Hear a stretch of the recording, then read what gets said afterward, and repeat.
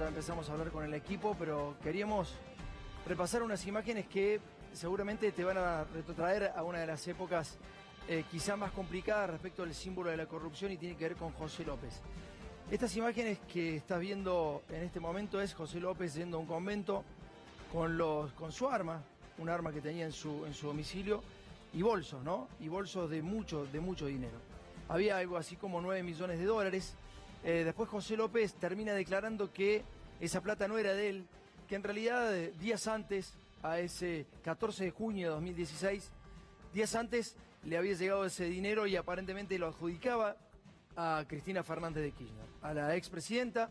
Esto lo declaró José López inclusive como arrepentido, porque en la primera parte de la causa no lo declaró no lo declaró de esta manera, digamos, ¿no? Como arrepentido empezó a decir esto. La Nación, decía José López, declaró que los dólares del convento eran de Cristina Kirchner. Esto dice el diario La Nación, una vez que le dan la posibilidad de declarar como arrepentido. Por esto también hay que repensar la figura del arrepentido, porque en general el poder político lo que hace es de alguna manera manipular a los actores que participan de distintas causas para poder llevarla hacia el lado político, y en este caso me parece que puede tener que ver con esto, sobre todo por cómo está actuando la justicia, más política que nunca. Clarín decía, debe volver a Comodoro Pi. José López vinculó los bolsos del convento con los cuadernos y apuntó a Néstor y Cristina Kirchner como los responsables de la recaudación. Tenemos en nuestras manos documentos del año 2011, agosto de 2011 más precisamente, en donde está el recorrido del dinero que llegó a José López. Es decir, cómo arrepentido José López ha mentido frente a la justicia. Cómo arrepentido ha mentido y nunca dijo de dónde había salido ese dinero precisamente. Ese dinero fue trasladado por la empresa Brink's, empresa de caudales Brink's. Llegó de los Estados Unidos, de la Reserva Federal, a Ezeiza, aproximadamente a las 11 de la mañana, y desde allí partieron hacia el Banco Finansur. Ahí tenés, detrás mío, de donde, digamos, la traducción de los documentos. Básicamente llegó el 12 de agosto de 2011 a las 11:31 al Banco Finansur. Y del banco, en realidad llegaban 3.199.900 dólares. Eso es lo que llegó de Estados Unidos. Eran 3 sacos, 3 bolsas. En realidad venían en la sandwichera, lo que le dicen la sandwichera, un termo sellado, digamos, todos estos dólares de la Reserva Federal de los Estados Unidos. Desde Estados Unidos se ha dicho en reiteradas ocasiones que no se va a decir quién fue el emisor, no se va a informar quién fue el emisor de esos recursos. Pero ya en un ratito te vamos a decir quién probablemente haya sido el emisor.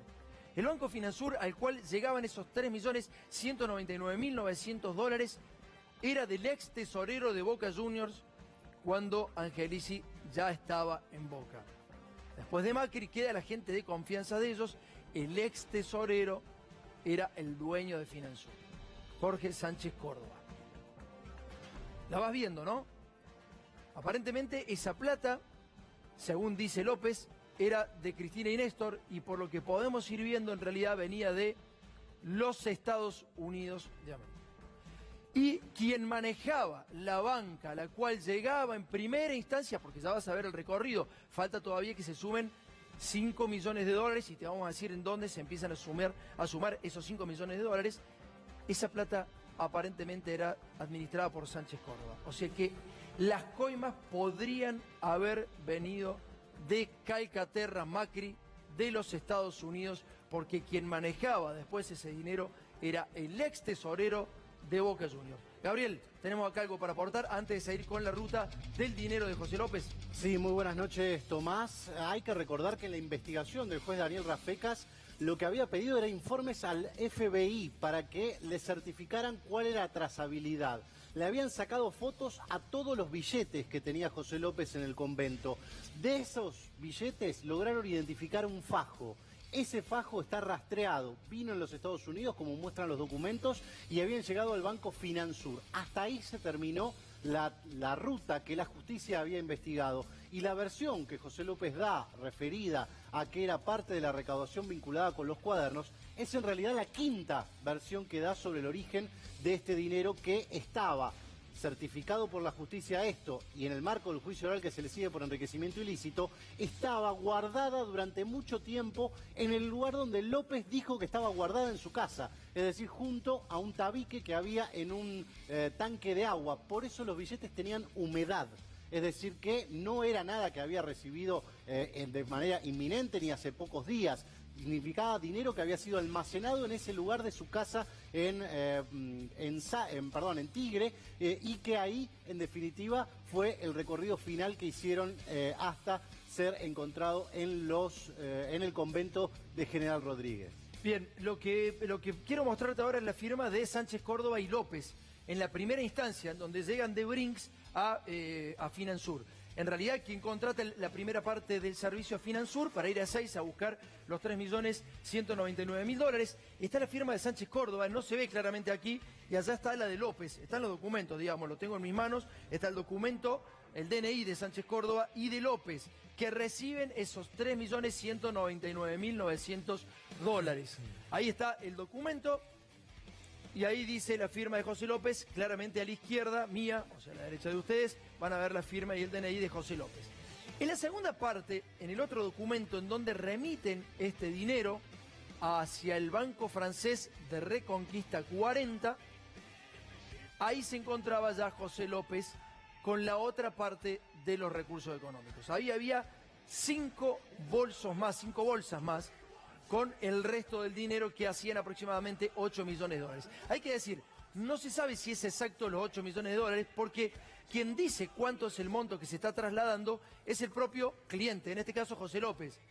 Es decir, la gente de Brinks no se dedica a contar el dinero y no tiene la exactitud del dinero que se estaba manejando. Podrían haber sido los 9 millones de dólares que terminan en el convento, o después él lo habrá sumado a otro millón de dólares que habrá tenido en su casa. Pero acá eran, según la declaración de López, 8 millones de dólares.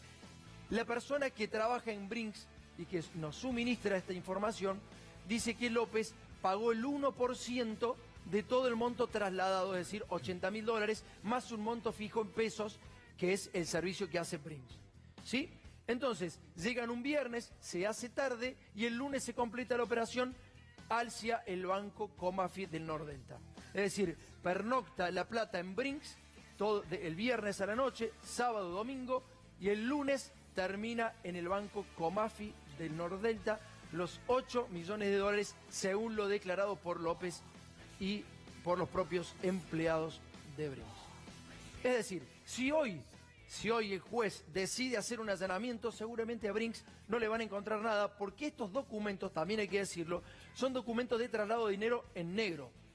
Se llama el traslado puerta a puerta. Es decir, estos no son documentos en blanco. Brinks sabe que esa guita es en negro y sabe que esa guita son fondos ilegales. También lo sabía el tesorero de Boca Juniors, Sánchez Córdoba, el dueño de Finansur. Sabía que esos recursos eran ilegales.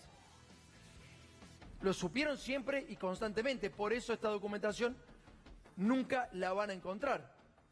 ¿Está claro? Y ahí está la descripción de cómo termina el 12. El 12 termina a las 14:50 y después el 15 termina la operación. Bueno, esta plata terminó ahí, en esos bolsos, donde López trasladaba los recursos económicos. Ahora, si 3.199.900 dólares venían de Estados Unidos, vinieron a Ezeiza, de Ezeiza a Finansur, ahí esperaba el dueño de Finansur, Sánchez Córdoba, y en el banco francés esperaba López con otra parte del dinero para sumarlo y después terminar en el Comafi, ¿por qué no se declaró esto por parte de Sánchez Córdoba? ¿Por qué la justicia no actúa en este sentido? ¿Qué es lo que ha pasado en el medio? Si hoy hacen un allanamiento en Brinks, estos documentos no existen, porque es guita en negro. Estos son documentos internos que los propios empleados se encargaban de fotocopiar, y hay que ver también por qué lo hacían. En este caso particular, lo estamos dando a conocer 7 años después, cómo fue la guita que llegó al señor José López a través del tesorero de Boca Juniors, un hombre de la confianza del presidente Mauricio Macri.